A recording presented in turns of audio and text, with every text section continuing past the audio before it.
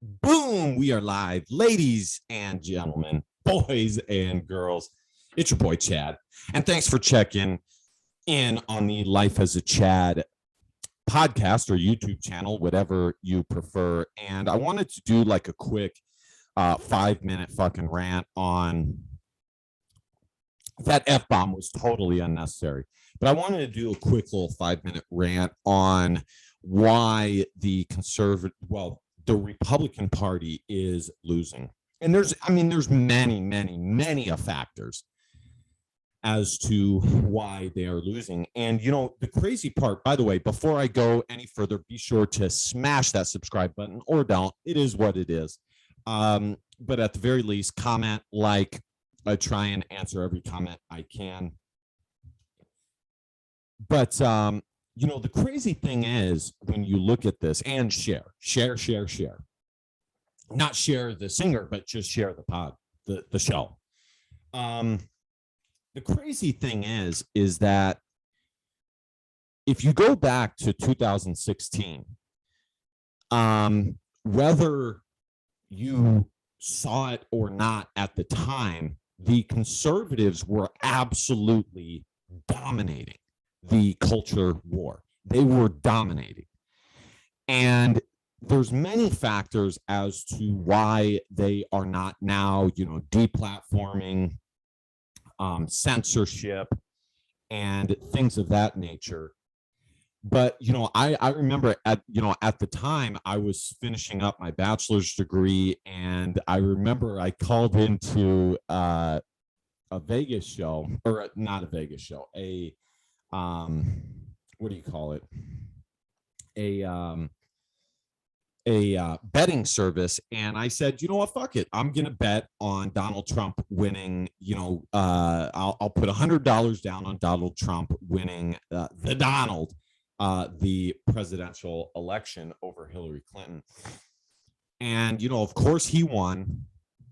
And, the reality is at that time, the coolest people in the political sphere were conservatives. You had Steven Crowder, who, was pretty vanilla, but comparatively he's cool. If you compare him to fucking, gosh, what's his name? I mean, hell, Stephen Colbert, or the dude who used to, my bad guys, drop my inhaler. This is not my inhaler. The dude who used to be on ESPN, who is always yelling at us, telling us what to do. There's the fat dude on CNN, Stelter. I mean, comparatively, he's a cool guy. And you had Milo, who was a homosexual, who was conservative and just really kicking ass, just fucking kicking ass. And then, you had Gavin McInnes, who was the fucking leader of Vice, one of the most influential and important publications in my time, definitely in my time. Now, I wasn't a big Vice supporter, but I definitely knew it existed. So those are some names that were out there. I'm trying to think of any other really, what I would consider pretty cool people. That's who we'll go with: Milo, Steven, and Gavin. Those were the three main people, in my opinion.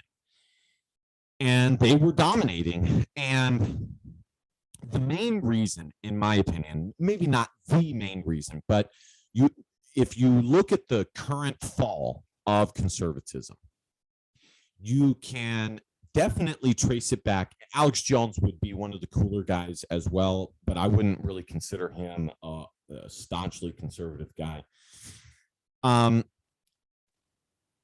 However, his co-host, Owen Schroyer, definitely is. I mean, all these people are definitely cooler than any fucking people on the left. And I mean, the people, they're just losers, fucking dorks. And you can definitely trace it back to censorship. You can definitely trace it back to censorship. But in my opinion, the biggest problem is that conservatives acquiesced to too many fucking requests, and they budge way too much on too many things. You know, in I remember when I was in middle school, the Proposition 8, yes meant that gay marriage would be illegal, and no would mean that, you know, you thought it should be legal. And it won twice. So in other words, in the state of California, twice a majority of the people in this liberal ass state voted for it to be illegal.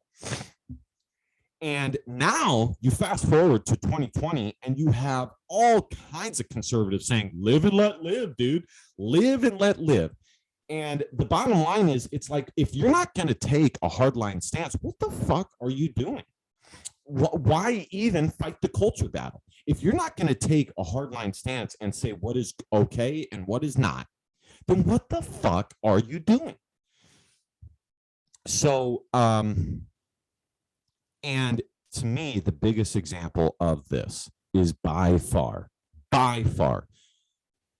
Caitlyn Jenner. The reality is, and in my opinion, Caitlyn Jenner is the prime example. If Caitlyn were to get the nod and get some pretty solid backing from the Republican Party, I think a good amount of conservatives would vote for Caitlyn Jenner in the state of California. Certainly more than liberals. And again, that is just a perfect example. Liberals are the ones who are like, you know, go transgender, you know, go, homosexuality, good, yay. LGBTQ plus, yay.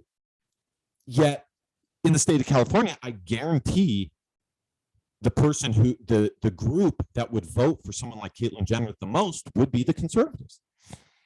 And that is just a huge problem. You have, it's not the cool factor or anything. It's not even, and this is where conservatives get it wrong. They think that their message is too contrarian, and it's not contrarian enough. That's where they get it wrong. Most people, most logical people look at the message and go, yeah, that makes fucking sense. That makes total sense.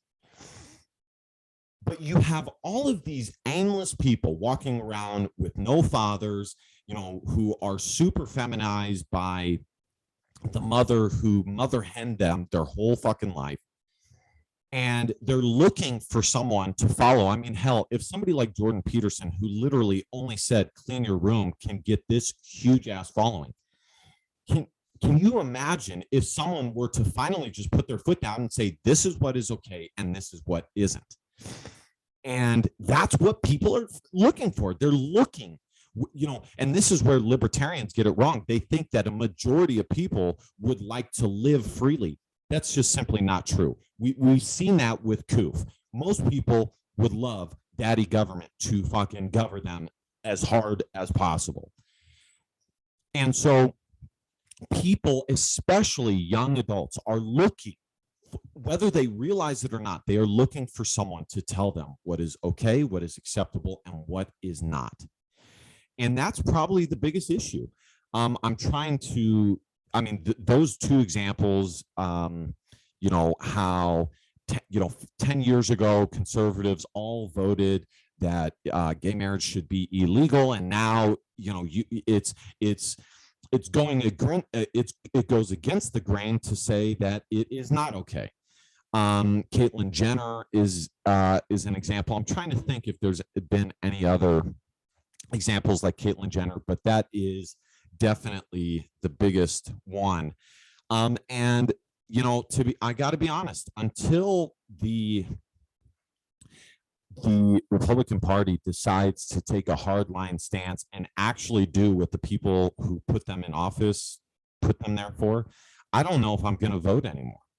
You know, I live in California, so it's kind of hard as it is, but just in general, you know, even if there was a chance in fucking hell that someone I voted for would win, the Republican Party never does what the people want them to do. So until that happens, I mean, America is going to just keep going downhill. And on top of that, the Republican Party is going to continue to lose more and more and more ground, despite making huge inroads in the culture war. All right, guys, thank you guys so much for listening. Be sure to hit that subscribe button, like, comment, share the whole fucking 9 yards. You got the gist. And last but not least, DBAP, don't be a pussy willow. In fact, your feelings don't matter. Late.